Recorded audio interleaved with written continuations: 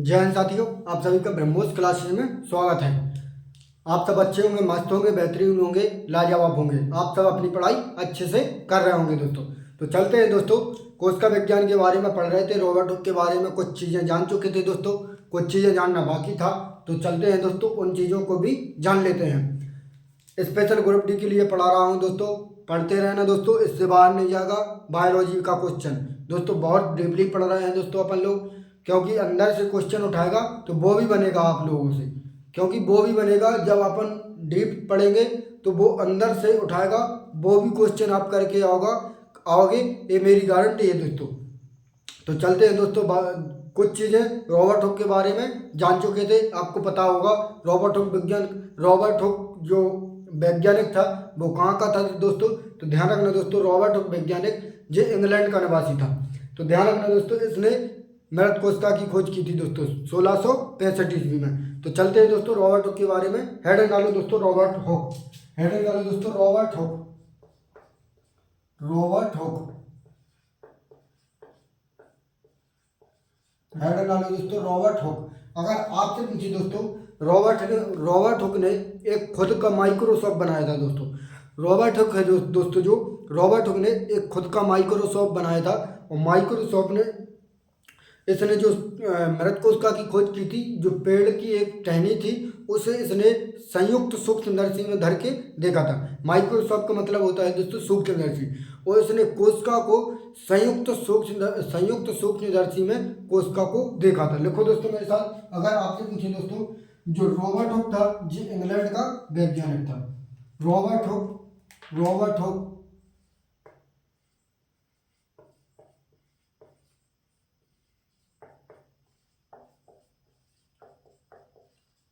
Robert Hooke कहाँ का वैज्ञानिक था? तो दोस्तों ध्यान रखना, रॉबर्ट हुक इंग्लैंड का वैज्ञानिक था। इसका एक माइक्रोसॉफ्ट था दोस्तों, एक माइक्रोसॉफ्ट था इसका खुद का, इसी को सूक्ष्मदर्शी कहते हैं, इसी को सूक्ष्मदर्शी कहते हैं। इसने संयुक्त सूक्ष्मदर्शी में धर कर, इसने संयुक्त सूक्ष्मदर्शी में धर के, संयुक्त सूक्ष्मदर्शी में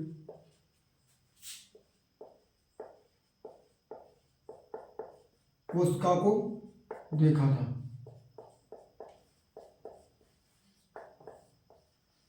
ध्यान रखना दोस्तों, इसने कोशिका को कहाँ देखा था? तो ध्यान रखना दोस्तों, संयुक्त सूक्ष्मदर्शी में रखकर इसने कोशिका को देखा था। ध्यान रखना दोस्तों, इसके बारे में जो एक दो पॉइंट थे इन्हें और जानना था दोस्तों, क्योंकि बाकी चीज़ें अगली क्लास में बता चुका था दोस्तों। अब डालो दोस्तों हेडिंग, ल्यूवेनहॉक के बारे में पढ़ने वाले हैं। ल्यूवेनहॉक ने क्या क्या किया, इसने किसकी खोज की, कैसे की। तो चलते हैं दोस्तों। अब डालो दोस्तों ल्यूवेनहॉक, हेडिंग डालो दोस्तों ल्यूवेनहॉक, ल्यूवेनहॉक,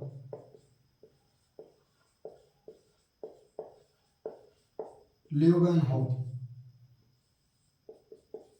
हेडिंग डालो दोस्तों ल्यूवेनहॉक। अगर आपसे पूछे दोस्तों ल्यूवेनहॉक कहाँ का वैज्ञानिक था, तो ध्यान रखना दोस्तों, ल्यूवेनहॉक एक डच वैज्ञानिक था। ल्यूवेनहॉक एक डच वैज्ञानिक था, और इसने 1674 ईस्वी में जीवित कोशिका की खोज की थी, और इसी ने आरसीबी की खोज की थी, आरसीबी ने आरबीसी की खोज की थी दोस्तों, इसी ने आरबीसी की खोज की थी, और इसी ने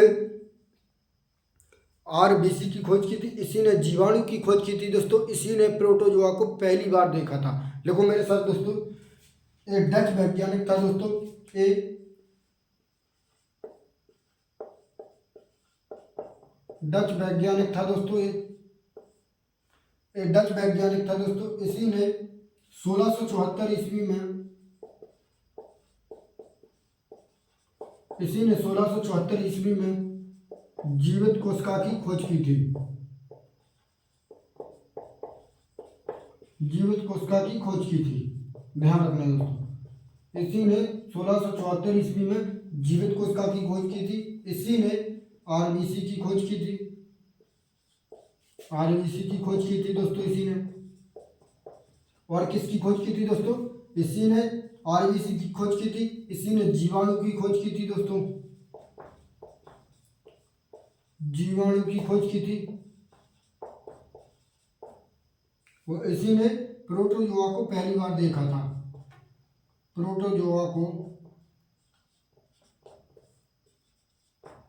पहली बार देखा था। ध्यान रखना दोस्तों, अगर आपसे पूछे दोस्तों प्रोटोजोआ को पहली बार किसने देखा था, तो जो ल्यूवेनॉक ने देखा था। आरबीसी की खोज किसने की थी, तो ल्यूवेनॉक ने की थी। डच वैज्ञानिक था। 1674 ईस्वी में जीवित कोशिका की खोज की थी। चलते हैं दोस्तों, अब आगे बात करते हैं। अब कोशिकाओं के बारे में पढ़ने वाले हैं। कौन सी कोशिका कितनी छोटी है संसार की, शरीर की हमारे पूछी जाती है दोस्तों। अब डालो दोस्तों, संसार में सबसे छोटी कोशिका कौन सी है। संसार में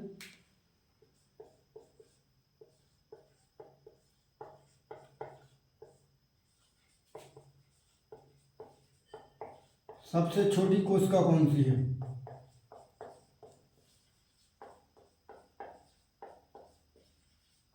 कौन सी है दोस्तों, तो ध्यान रखना दोस्तों, ये माइकोप्लाज्मा है। ये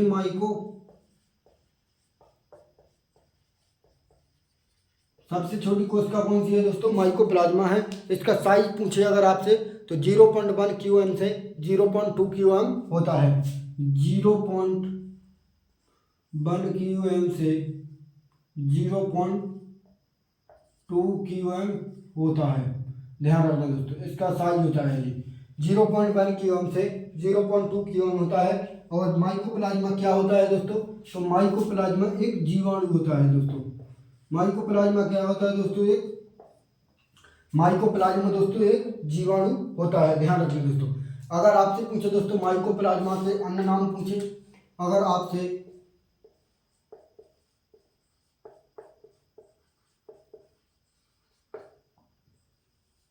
माइकोप्लाज्मा के अन्य नाम पूछे अगर आपसे, तो क्या होते हैं।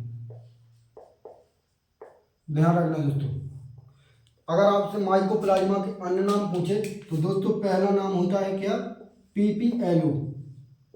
PPLO इसकी फुल फॉर्म क्या होती है दोस्तों, PPLO की फुल फॉर्म होती है pleuropneumonia like organism. Pleuropneumonia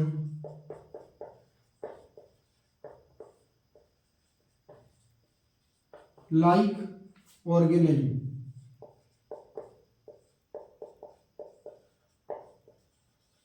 pleuropneumonia like organism होता है दोस्तों। एक होता है दोस्तों क्या, MLO। एक होता है MLO। MLO की फुल फॉर्म होती है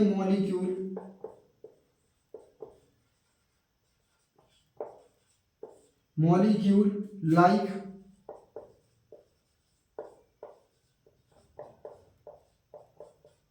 ऑर्गेनिज्म।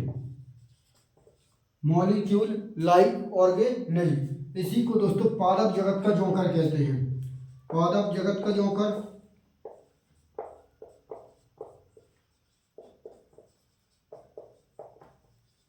पादप जगत का जोकर किसे कहते हैं दोस्तों, तो जो माइकोप्लाज्मा को कहते हैं। ध्यान रखना दोस्तों, अगर आपसे पूछे दोस्तों इसमें कोशिका भित्ति नहीं होती है, जे कोशिका भित्ति रहते हैं, कोशिका भित्ति रहित है जी। ध्यान रखना दोस्तों, जे कोशिका भित्ति रहित है। ध्यान रखना दोस्तों, अब आगे बात करते हैं, इसे रब कर देते हैं दोस्तों। अब पढ़ते हैं संसार में सबसे बड़ी कोशिका कौन सी। छोटी के बारे में जान चुके हैं आप लोग, माइकोप्लाज्मा होती है। 0.1 QM से 0.2 QM इसका साइज होता है। सबसे छोटी कोशिका होती है माइकोप्लाज्मा, जीवाणु है दोस्तों एक, आप पढ़ चुके हैं ये सब बातें। अब देखो दोस्तों, संसार में सबसे बड़ी कोशिका किसकी है। अब देखो दोस्तों, संसार में सबसे बड़ी कोशिका किसकी है।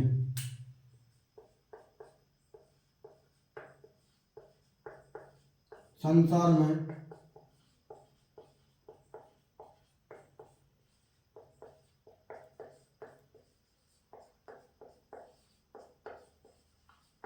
संसार में सबसे बड़ी कोशिका कौन सी होती है, तो ध्यान रखना दोस्तों, संसार की सबसे बड़ी कोशिका शुतुरमुर्ग के अंडे की होती है। संसार में सबसे बड़ी कोशिका किसकी होती है, तो शुतुरमुर्ग के अंडे की होती है दोस्तों। ध्यान रखना, शुतुरमुर्ग के अंडे की होती है। इसका साइज क्या होता है दोस्तों, इसका साइज क्या होता है दोस्तों, तो ध्यान रखना दोस्तों, इसका साइज होता है 120 mm से 170 mm से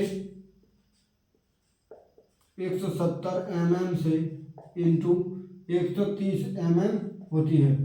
ध्यान रखना दोस्तों, इसका साइज होता है दोस्तों 170 mm से 130 mm इसका साइज होता है। और शुतुरमुर्ग का अंडा होता है दोस्तों ये एक कोशिकीय जीव होता है, एक कोशिकीय जीव है ये, एक कोशिकीय जीव है ये एक कोशिकीय जीव है दोस्तों। और इसे सामान्य आंखों से देख सकते हैं, सामान्य आंखों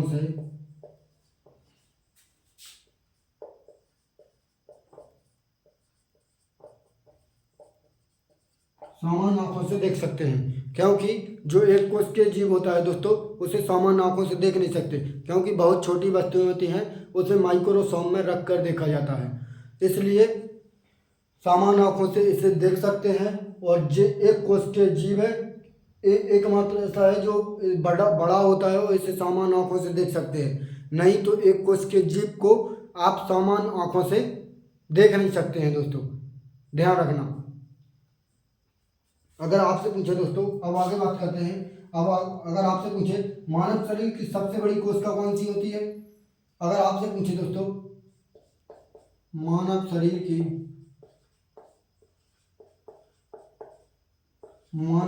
की सबसे बड़ी कोशिका,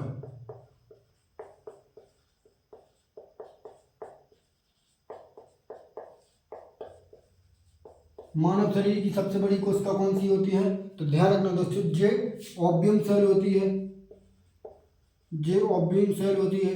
इसी को इंग्लिश में क्या कहते हैं, हिंदी में कहते हैं डिम्ब कोशिका होती है, डिम्ब कोशिका होती है। इसका साइज क्या होता है दोस्तों, इसका साइज होता है दोस्तों कितना 120 किलोम, जो इसका साइज होता है 120 किलोम। ये कहाँ पर पाई जाती है, तो ये महिला के शरीर में पाई जाती है। ये सारी बातें ध्यान रखना दोस्तों, महिला के शरीर में पाई जाती है, ध्यान रखना दोस्तों ये सारी बातें। अब देखो दोस्तों एक और देखो दोस्तों, अगर आपसे पूछे दोस्तों मानव शरीर की सबसे छोटी कोशिका कौन सी है, मानव शरीर की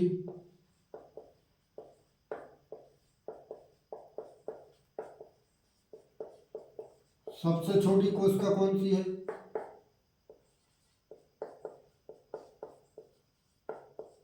कौन सी है सबसे छोटी कोशिका दोस्तों, तो ध्यान रखना दोस्तों मानव शरीर की सबसे छोटी कोशिका होती है स्पर्म सेल,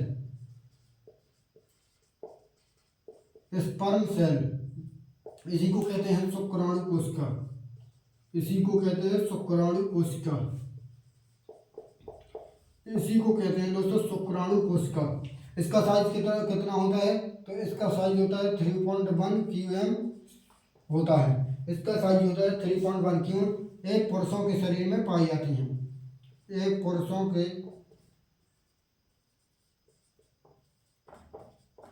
के शरीर में पाई जाती है। ध्यान रखना दोस्तों, सारी जानकारी देता चल रहा हूँ दोस्तों, इससे बाहर नहीं जाएगा, तो ध्यान रखना दोस्तों। सबसे छोटी कोशिका होती है शुक्राणु, सबसे बड़ी कोशिका मानव शरीर की होती है डिम्ब कोशिका, 170 mm जी शुतुरमुर्ग की अंडा का होता है। ध्यान रखना ये दोस्तों सारी बात है।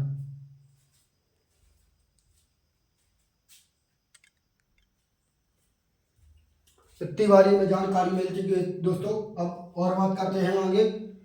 संसार में अगर आपसे पूछे मानव शरीर की सबसे लंबी कोशिका कौन सी है, अगर आपसे पूछे दोस्तों मानव शरीर की, अगर आपसे पूछे मानव शरीर की सबसे लंबी कोशिका कौन सी होती है, मानव शरीर की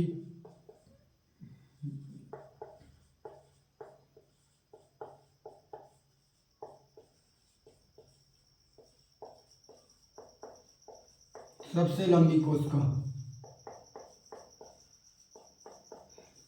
कौन सी होती है, तो ध्यान रखना दोस्तों मानव शरीर की सबसे लंबी कोशिका होती है तंत्रिका तंत्र, इसलिए तंत्रिका तंत्र होती है। ध्यान रखना दोस्तों, अगर आपसे पूछे दोस्तों मानव शरीर की सबसे लंबी कोशिका होती है तंत्रिका तंत्र, इसका साइज क्या होता है, तो 10 से 12 माइक्रोमीटर होती है। माइक्रोमीटर 10 से 12 माइक्रोमीटर होती है। ध्यान रखना दोस्तों, 10 से 12 माइक्रोमीटर होती है। जो तंत्रिका कोशिका होती है दोस्तों, इसकी पुनः जनन क्षमता सबसे कम होती है।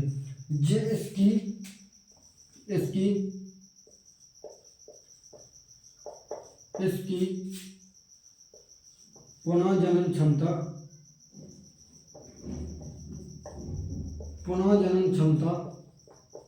सबसे कम होती है। ध्यान रखना दोस्तों, जो तंत्रिका तंत्र होता है इसका साइज होता है 10 से 12 मीटर और इसकी पुनः जनन क्षमता सबसे कम होती है। मतलब ये दोबारा सबसे कम हो सकती है। एक बार हो गई तो हो गई, दोबारा बहुत कम होती है दोस्तों। ये इसकी पुनः जनन क्षमता सबसे कम होती है। ध्यान रखना दोस्तों। आप अगर आपसे पूछे दोस्तों कोशिका विज्ञान के पिता किसे कहते हैं, अगर आपसे पूछे दोस्तों कोशिका विज्ञान के पिता किसे कहते हैं, तो जे रॉबर्ट हुक को कहते हैं। देखो मेरे साथ दोस्तों, कोशिका विज्ञान के पिता किसे कहते हैं? कोशिका विज्ञान के पिता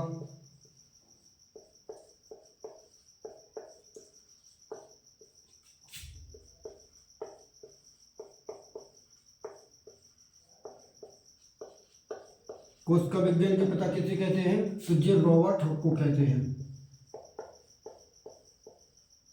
कोशिका विज्ञान के पिता किसे कहते हैं दोस्तों? तो ध्यान रखना दोस्तों, जे रॉबर्ट हुक को कहते हैं। जे इंग्लैंड का वैज्ञानिक था। ध्यान रखना दोस्तों। अगर आपसे पूछे भारतीय कोशिका विज्ञान के पिता किसे कहते हैं, अगर आपसे पूछे दोस्तों भारतीय कोशिका विज्ञान के पिता किसे कहते हैं, भारतीय कोशिका विज्ञान के पिता कैसे कहते हैं दोस्तों? तो ध्यान रखना दोस्तों, अगर आपसे पूछे भारतीय कोशिका विज्ञान के पिता किसे कहते हैं, तो जे ए.के. शर्मा को कहते हैं। जे ए.के. शर्मा को कहते हैं। अगर आपसे पूरा नाम लिखना है दोस्तों, तो लिखो दोस्तों अरुण कुमार शर्मा। अरुण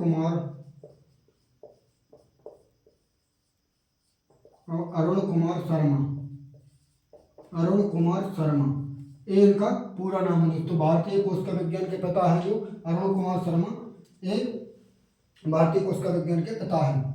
अगर आपसे पूछे दोस्तों रॉबर्ट हुक की बुक कौन सी है, अगर आपसे पूछे रॉबर्ट हुक की बुक कौन सी है, तो ध्यान रखना दोस्तों, जो रॉबर्ट हुक की बुक है वो है माइक्रोग्राफिया। रॉबर्ट हुक की बुक है माइक्रोग्राफिया।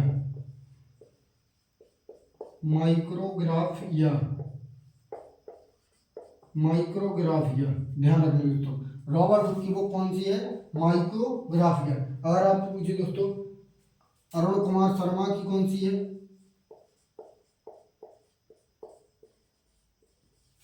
अरुण कुमार शर्मा की बुक कौन सी है?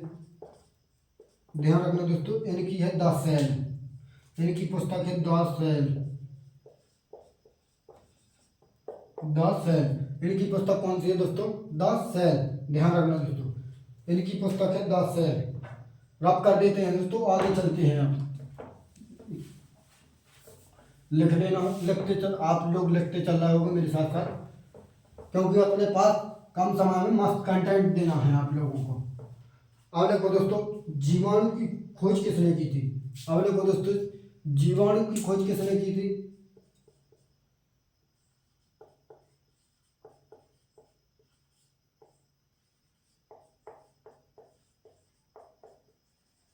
जीवाणु की खोज किसने की थी दोस्तों? आरबीसी की खोज किसने की थी? आरबीसी की खोज किसने की थी?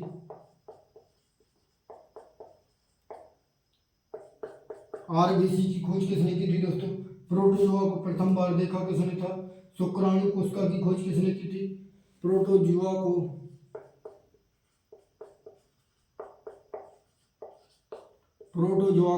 पहली बार देखा था,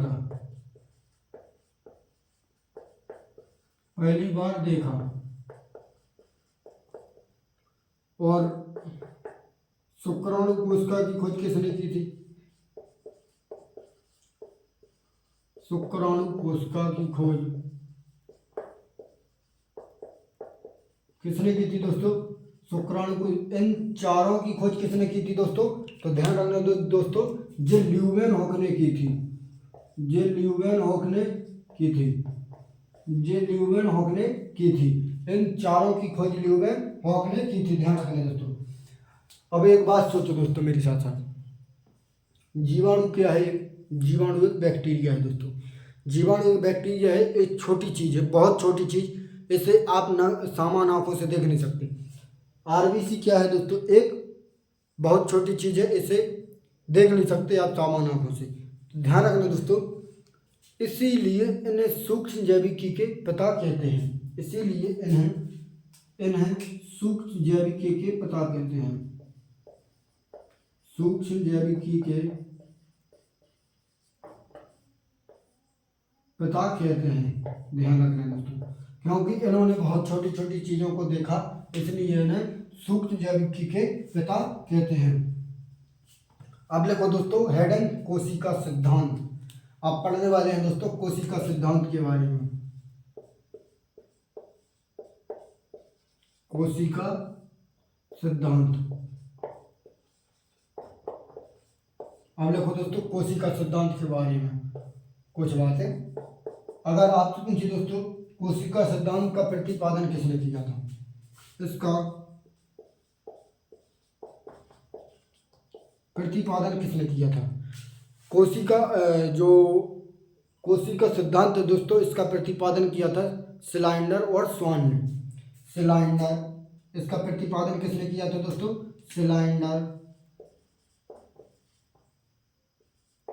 स्लाइंडर और स्वान ने। कब किया था दोस्तों? तो ध्यान रखना दोस्तों, इन्होंने 1838-39 में किया था। ध्यान रखना दोस्तों, खोज भी पूछी जाती है कभी कभी। कोशिका सिद्धांत का प्रतिपादन स्लाइंडर और स्वान ने किया था, 1838-39 में किया था। ध्यान रखना दोस्तों। अगर आपसे पूछे दोस्तों कोशिका सिद्धांत में दो, अब इसे रब कर देते हैं दोस्तों, ऊपर से पढ़ेंगे फिर से। अगर आपसे पूछे दोस्तों कोशिका सिद्धांत में दो कथन हैं, कौन कौन से हैं वे? ध्यान रखना दोस्तों, कोशिका सिद्धांत पढ़ने वाले हैं, हेडन कोशिका सिद्धांत।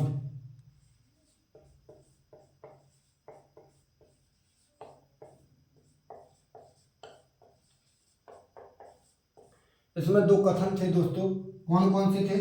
तो एक तक कथन कौन था? तो सभी जीवों का शरीर किससे बना है दोस्तों? अगर पहला कथन था दोस्तों, सभी जीवों का शरीर किससे बना है? तो कोशिका से बना है। ध्यान रखें दोस्तों, सभी जीवों का शरीर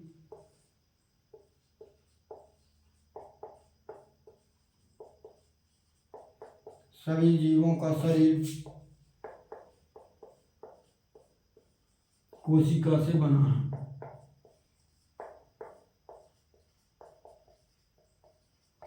ध्यान रखना दोस्तों, इस पहला कथन था सभी जीवों का शरीर किससे बना है? तो ध्यान रखना दोस्तों, कोशिका से बना है। अगर आपसे पूछे दोस्तों सजीवों के शरीर की सबसे छोटी इकाई कौन सी होती है? तो वो होती है क्या? एक कोशिका। सजीवों के शरीर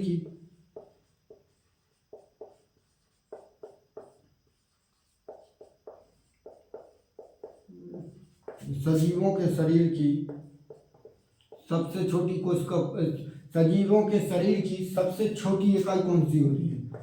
सबसे छोटी इकाई, तो वो कोशिका होती है। अगर लिख लो दोस्तों, कोशिका होती है। सजीवों के शरीर की सबसे छोटी इकाई कोशिका होती है। ये दो कथन थे दोस्तों जो कोशिका सिद्धांत में थे। अब इनके बाद आए दोस्तों कौन?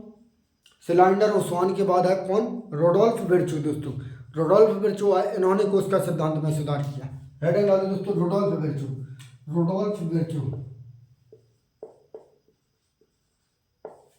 रोडोल्फ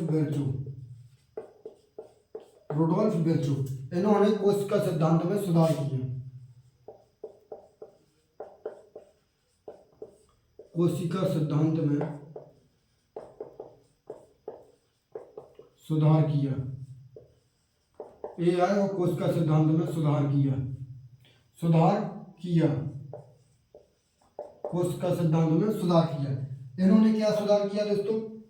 इन्होंने कहा, जो कोशिका विज्ञान के पिता रुडोल्फ विर्चो ने कहा दोस्तों, रुडोल्फ विर्चो ने कहा ओमनिस सेलुला इस सेलुला, ओमनिस सेलुला इस सेलुला। इसका मतलब होता है दोस्तों पुरानी कोशिकाओं से नई कोशिकाओं का जन्म होता है। इसका मतलब यह है पुरानी कोशिकाओं से नई कोशिकाओं का जन्म होता है। देखो दोस्तों, पुरानी कोशिकाओं से नई कोशिकाओं का जन्म होता है। इन्होंने कहा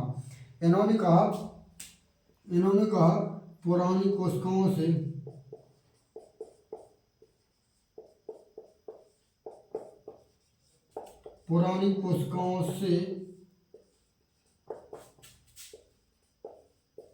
नई कोशिकाओं का जन्म होता है।